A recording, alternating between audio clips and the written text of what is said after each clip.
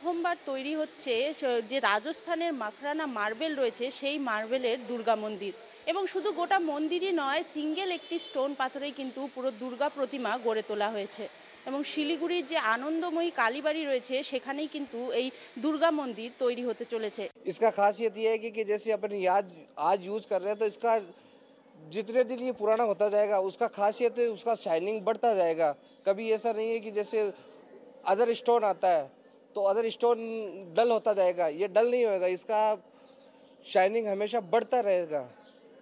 जैसे आप आज ये न्यू मंदिर है, जैसे ये उतना ही शाइन बढ़ता जाएगा। ये न्यू मंदिर है, इसका ये पुराना है, इसका शाइनिंग आज नए से ज़्यादा लग रहा है आपको। माइंस में 400 फीट नीचे से मार्बल निकलता है, 400 फीट नीचे से मार्बल खदान से निकलता है, और जितना यूज आएगा ना उतना इसका शाइनिंग बढ़ता जाएगा। এবং এই যে মার্বেল রয়েছে মাখরানা মার্বেল রাজস্থানের, তা কিন্তু বহু যুগ থেকে কিন্তু এই মার্বেলের ব্যবহার হয়ে আসছে। এবং এর যদি বিশেষতা বলি সেক্ষেত্রে কিন্তু বলা যাবে যে এই পাথর, এই মার্বেল যতদিন পুরনো হবে ততই কিন্তু এর যে সৌন্দর্য তা কিন্তু আরও বৃদ্ধি পাবে। এবং এই মার্বেল দিয়েই কিন্তু আগ্রার যে তাজমহল থেকে শুরু করে বৃন্দাবনের প্রেম মন্দির সমস্তটাই কিন্তু তৈরি করা হচ্ছে।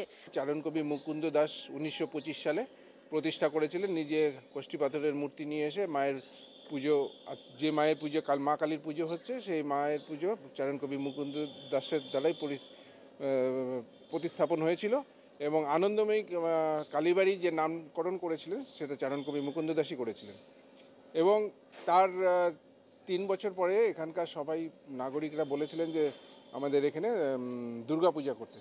তো আজ থেকে 93 বছর আগে দুর্গাপূজা চালু হয় আনন্দময়ী কালীবাড়িতে। যত ডিজাইন দেখছেন সব রাজস্থান থেকে তৈরি হয়ে এসছে, এখানে জাস্ট ফিটিং ফিক্সিং হচ্ছে আর ফিনিশিং হচ্ছে। আমার শহর শিলিগুড়ি থেকে রীনা কুমার, কলকাতা টিভি।